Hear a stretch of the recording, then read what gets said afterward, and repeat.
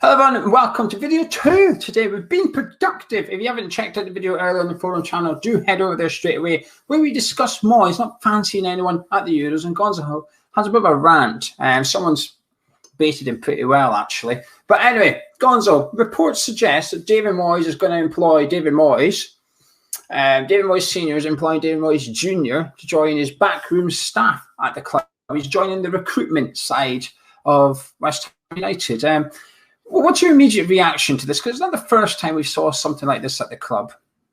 My immediate reaction was, oh, no, not again. You know, this is very, very West Ham. There's suggestions of nepotism. And, I mean, you know, you can even look at David Sullivan and Jack going and well, not managing, being a chairman of the ladies team. And then we had the famous thing where the board all invited all their basically to circumvent COVID regulations. Everybody that they'd ever known was put on the board, weren't they? You know, you had to be an employee of the club. So, hey, me old mate, come on, right, we're going to make you a director. You a director. Can we bring the dog? Let's make Rover a director. So, you know, but I know that's slightly different.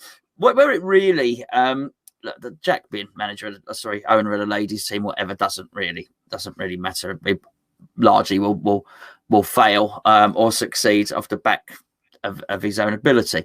Where it worries me is for things like scouting, and I'll look back at the Huselos and Pellegrini era, which is what really stuck in my mind. And for those of you that don't know, and I'm sure you'll do, Pellegrini appointed his son Joan as head scout. And the other scout was Huselos's son. I don't know if he was called Juan, but let's call him Juan Huselos as well. I think he was called Mario Huselos Jr. Mario Huselos Jr. I like it. So only one Juan, but it doesn't matter how many Juans there are. The point of the matter is, it was jobs for the boys, and I'm all for jobs for the boys if it's a very, very successful and prudent policy.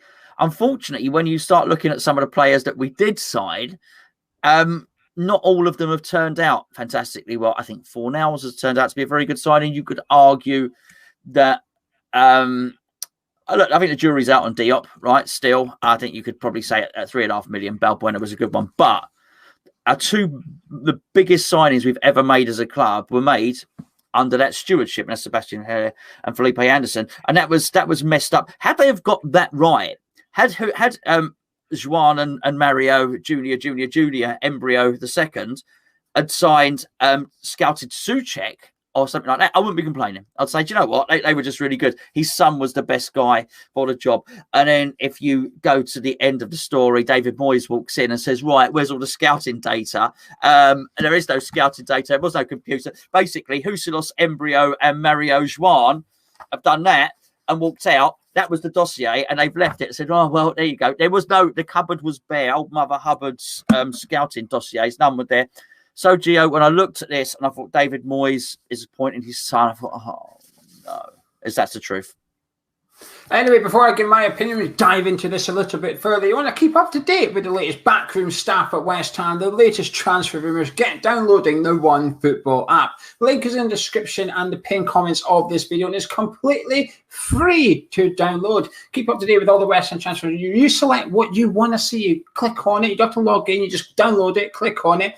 You select your favourite, so you click West Ham, you might want to click England to keep up to date with all the Euro 2020 stuff. Then you click on that and you get your feed for the day. So anything that's going on in the club, you will know about, including the likes of the youngsters signing their new deals, including Freddie Potts recently at West Ham as well. It's completely free. Link in the description. A massive thank you once again to One Football for collaborating with Hammers Chat during the month. As for this, Gonzo, I'm a bit like yourself. When it happened, when this rumour came out that Moyes was recruiting his son for the backroom staff, I also thought, not again. And for the reasons that you just touched on at the end there, because when Huselos and Pellegrini left, basically when you sacked Pellegrini, you had to sack Huselos as well. And I don't think that should be the case. I think you get rid of the manager, but I think the recruitment staff remain in place. They're the ones that, you know, you're paying them. They're doing their research. They're doing all the miles. They're doing all the hours. And what they come up with, like you said, the dossier, that remains at the club. That you're basically paying the scouts to broaden their knowledge of football. You're paying them to go out there, learn who's got it, who's not got it kind of thing. And when they go out the door, you lose everything you've invested in there. Most clubs will have it on digitally, so the next guy can access it. But no, West Ham, that went out the door as well. And they realised very quickly they didn't even leave a floppy disk. They didn't even leave that. They took everything with them as well. And they were who's taking the crayons? Yeah. They even took their pens and paper. They took everything with them as well. You could suggest it was clever by Huselos to make sure that I'm almost too important. You sat me, you lose everything. But this is where I think employing a team where a manager and the backroom staff, recruitment-wise, not the coaches, the recruitment staff, are the same team. I think that's dangerous, and I still think it's dangerous. It depends on the role he's given at the club. We'll talk about the director of football in a second.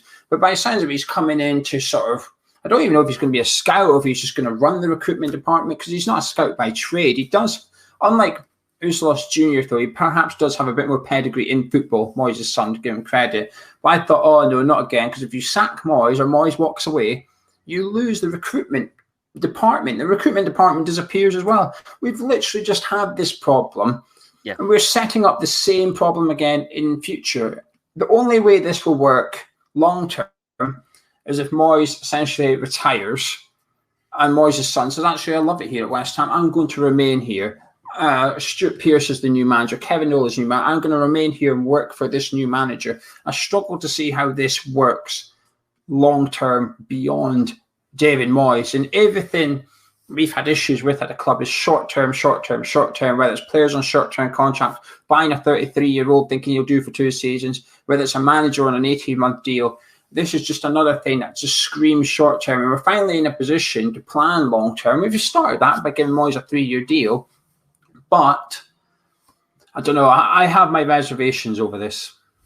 Yeah, I mean, so do I. And it's not nepotism per se. I had no problem with Frank Lampard Sr. Being assistant manager while his son was coming into the team. And his uncle Harry was manager because Frank Lampard Jr. was clearly good enough. I've no. It happens at England Rugby. Andy Farrell, his son. His son, Farrell Jr. Why is his name? I can't. It's terrible. I can't believe that's. Anyway, it doesn't matter. One of the best players in Europe, whose first name escapes me. Even Maldini, Cesare Maldini, his son came through. He was manager of the national team. Yeah, he played his son. Well, that was all right because his son was Paolo Maldini, who turned out to be one of the best defenders in the world. I'm not against it per se. But my point is, are they the outstanding person for the job? Is Joan Moyes? Is he the perfect Joan for the job, or is there a better Joan out there? I don't know, Gio. And you say he's got a little bit more credibility, if you like, a little bit more on his CV than Joan Huselos had. Maybe he does, but I do hope that he's in there because he can do a bloody good job, and that's it. And all the other bits, yeah, I get it. He trusts him, and that's fine. But if it works, it's fine. I'm just saying it didn't work on the other one. It didn't. It ended in failure. And I would suggest while it was happening, it was a bit of a failure as well because we've lost massive. The most money we've ever lost has been on those 2 signings, basically.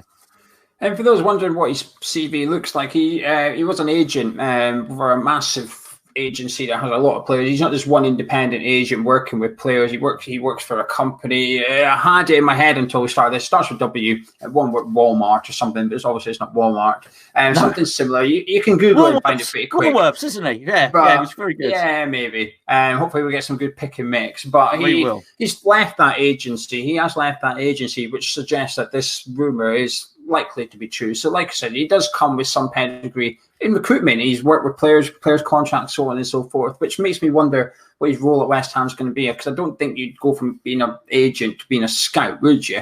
But going from working at the agency to then overseeing the recruitment or managing it to some extent, perhaps. I don't know what his job at West Ham will be, but it looks like Moyes is adding his son to the backroom staff.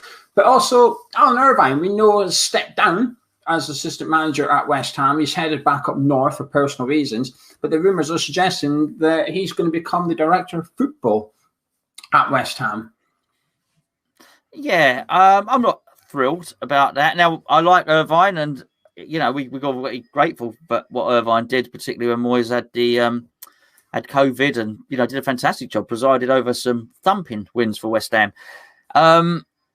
Clearly, again, another trusted lieutenant, and I don't mind Moyes surround himself with people that he trusts. I think that's fine. But it's either one or the other. Either London is too far away from the family home, which I totally understand. I think it's a legitimate reason that I would wish more footballers and managers would actually use, because who doesn't have sympathy for that? You want to be closer to your family. Absolutely, that's fine. But it's either true or it isn't. Now, if what you're saying is, I don't know, that he can now do it on a part-time basis, is that what we need? Do we not need somebody that can be committed? Do we not need this guy to have an office at either the stadium or the training ground, whichever it is? I don't know whether it's more paper-based or whatever. Then maybe at the stadium, if it's you want your eyes on the training ground, you've got to be at the training ground.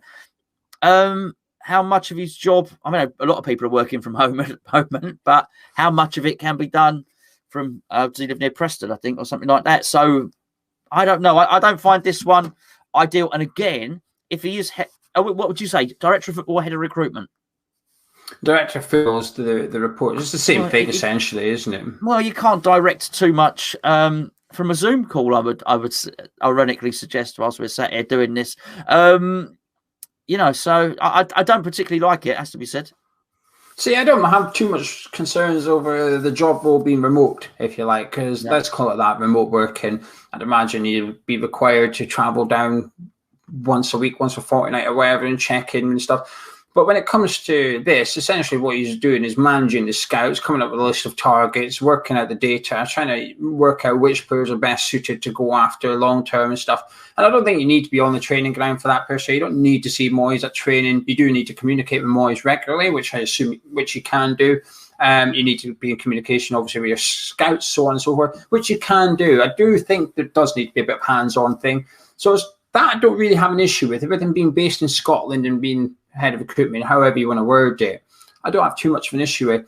But again, it comes down to, is he really the right person for the job? Has he got the experience in this department? And again, if Moyes goes, what happens? We lose our director of football. We lose the guy that should be responsible for bringing in the next manager, the guy that should be responsible for looking at who can replace David Moyes long term.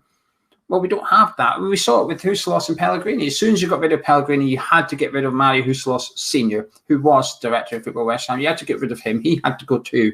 Then all of a sudden, everything just falls down. It's building your football club on a house of cards, really. You get rid of one guy, the rest of them are gone as well. Your coaches are gone, your director of football's gone, so on and so forth.